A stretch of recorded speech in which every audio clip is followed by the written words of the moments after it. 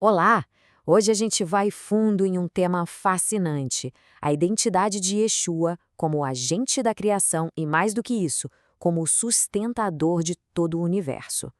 Vamos explorar como conceitos bem antigos e textos bíblicos se encaixam para montar um perfil super coeso da soberania dele.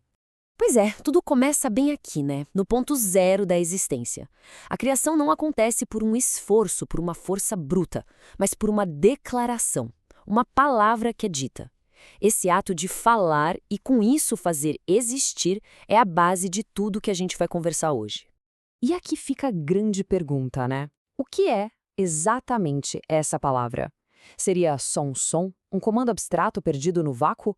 Ou seria algo, ou melhor, alguém muito mais profundo? A busca por essa resposta nos leva por uma jornada incrível pela linguagem e pela teologia. Então, para a gente entender o que é a palavra, primeiro a gente precisa voltar no tempo e ver como ela era compreendida lá atrás, no pensamento antigo. Não era só um discurso, não. Era uma força dinâmica, poderosa. Sabe, no hebraico o termo para isso é davar. E davar não é uma palavra passiva, dita ao vento. É uma força que coloca a vontade de Deus em prática. Quando Deus fala, a realidade simplesmente se molda à sua fala. Palavra e ação são a mesma coisa, inseparáveis. E essa ideia foi se desenvolvendo. Mais para frente, nos textos em aramaico, os Targumim, o conceito evolui para membra. E aqui a coisa fica ainda mais interessante. A palavra passa a ser vista como uma manifestação pessoal de Deus, um agente divino que interage com a criação, agindo em nome do Pai. E aqui a conexão fica claríssima, é brilhante. O Evangelho de João pega esse conceito que já era super estabelecido e o identifica de forma explícita. A palavra, que em grego é logos, que estava lá com Deus desde o princípio, é a mesmíssima força pela qual tudo foi feito. A linha que liga Gênesis a João é direta, é reta. Ok, agora a gente chega num ponto que muda tudo. Esse poder criador, essa manifestação pessoal de Deus, não fica só na teoria, não. Não permanece um conceito abstrato. A revelação bíblica não para num conceito filosófico. Ela vai além e atribui um nome, uma identidade pessoal a essa força cósmica. E isso transforma completamente o nosso entendimento. E é aqui que tudo se encaixa. João declara, sem deixar nenhuma dúvida, que a palavra, o Logos, a membra que criou tudo, se encarnou. Essa palavra é Yeshua, o Messias. O agente da criação entrou na sua própria criação. É espetacular. Certo. Se Yeshua é o Criador, as implicações disso são gigantescas, especialmente quando a gente fala de um conceito-chave nas Escrituras, a glória de Deus. Olha só o que o profeta Isaías diz de forma bem direta. A glória que pertence a Yahweh como o único Criador é dele e de mais ninguém. É intransferível. É como uma assinatura da identidade única dele. Ninguém mais pode reivindicar essa glória. Então, chegamos num ponto crucial. Como é que a gente junta essas duas ideias?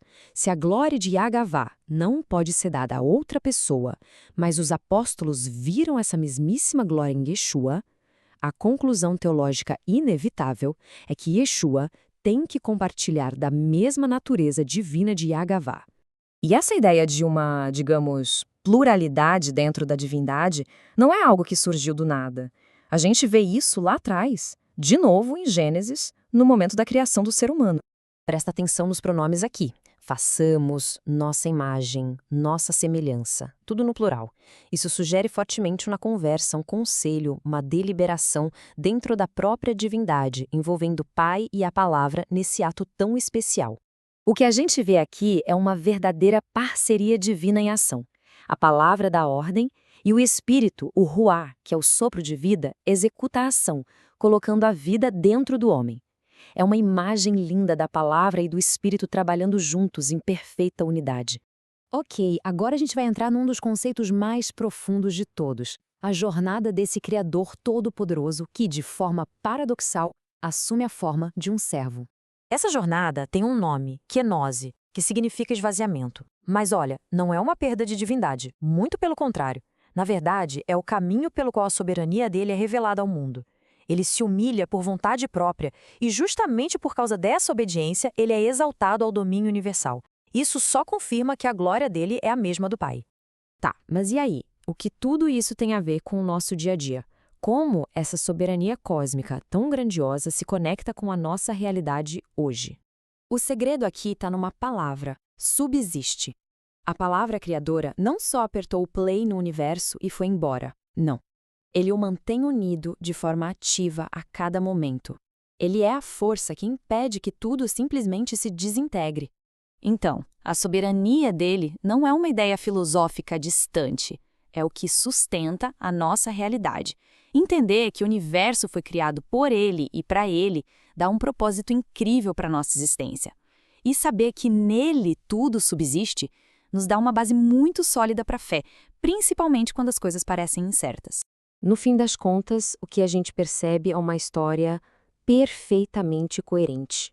A palavra que falou lá em Gênesis é a mesma pessoa que se tornou homem, morreu, ressuscitou e que hoje reina sobre tudo. E essa é a grande conclusão que une tudo. Yeshua, o Messias, é a palavra eterna, o Criador e o Senhor soberano que sustenta cada átomo do universo. É a peça que conecta a criação, a redenção e a soberania em uma única e grandiosa história. Então fica aqui uma reflexão para a gente levar.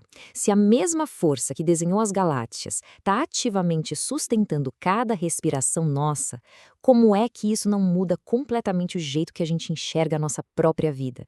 Isso redefine o significado e a segurança da nossa jornada. É algo realmente profundo para se pensar.